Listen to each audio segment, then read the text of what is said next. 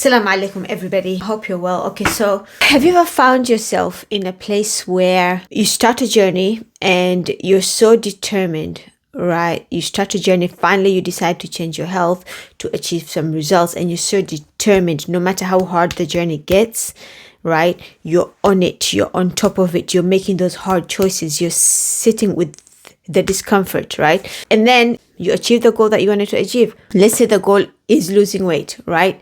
So you come into the program, you're tired, you're exhausted all the time, you don't like the body you're in, and all of these things happening. There's a pain there, right?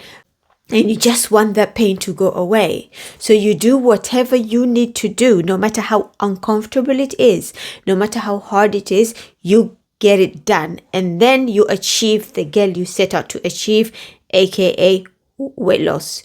You achieve that goal, and then now you start finding yourself making excuses. Right? You're finding yourself eating a bit more cake than you logically want to.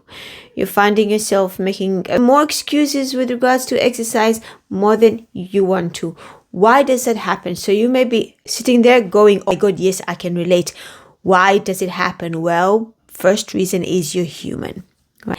Unfortunately, as humans, we love being in the familiar. Like a lot of us say, me included, say comfort zone, but it's not really a comfort zone. There's nothing comfortable about feeling tired and exhausted all the time. Nothing comfortable about worrying about your weight. We stay where we are because it's familiar. It's what we know. It's certain. It's what we are used to. We like the things that we are used to, even when they're not good for us, even when they're harming us, even when we don't like them. So you're human. Now, as humans, we only make a change when there's a deep enough reason, when something drastic happens. Boom, you're diagnosed with prediabetes. There's an urgency there. We only make a change when there's a certain type of urgency, and that urgency, the pain, that's what's driving us to engage on those behaviors that are going to lead us to the outcomes that we want.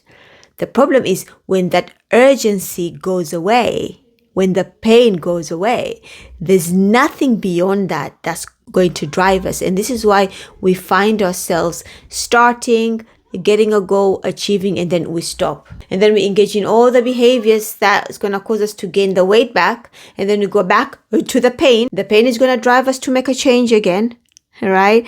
And then we're going to make the change. The weight is going to come off. Okay, it's come off. We stop engaging in those health behaviors because there's no pain there and it becomes a vicious cycle. Why? Because your only driver was pain. Your only driver was urgency. And that is a problem. And this is why we often talk about looking beyond you.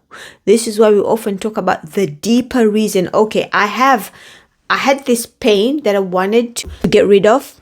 I've gotten rid of it. Now what? What is the next step? What is the next goal? As Muslims, we should always have a goal. We should always want to improve ourselves. Right? We should always want to get good at something, to work towards a purpose, a reason, something to drive us. So after your initial goal of wanting to lose weight, getting some strength and whatever, what would the next goal be? And now we're talking about Pleasure Island. Now we are talking about, hey, how do I want my life to look like 20 years from now? How do I want to feel when I'm 65 years old, inshallah, if Allah gives me life? Right? How do I want to show up? How do I want the quality of my life to be when I'm that age? How can I stay aligned with these health promoting behaviors so that they can continue to stay aligned to the things that I value in life? Your next goal needs to be aligned to what you value in your life. If you value your religion, which inshallah I hope you do, how is you being healthy and fit going to stay aligned to your deen? Well, Allah told you to. Allah said on the day of judgment, He's going to ask us about our body, and our body is going to be a witness what we did with it. Our hands are going to speak on our behalf, our legs, our eyes, our ears. Our body is going to be a witness, and we're not going to say anything. It will speak for us. What will it say on our behalf?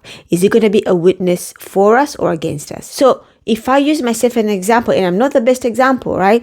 But if I use myself as an example, I don't have a weight loss goal. All I want is to maintain the strength, to be fitter, to be stronger, to be the healthiest I can be, so that number one, I can worship Allah to the best of my ability for as long as I'm on this earth. Ya Rab, inshallah. Number two, so that I can be a role model for my children. The goal is beyond me now, right? After the pain, after the weight loss, our goals needs to be beyond us now, right? What role model am I going to be for my children? What do I want them to see?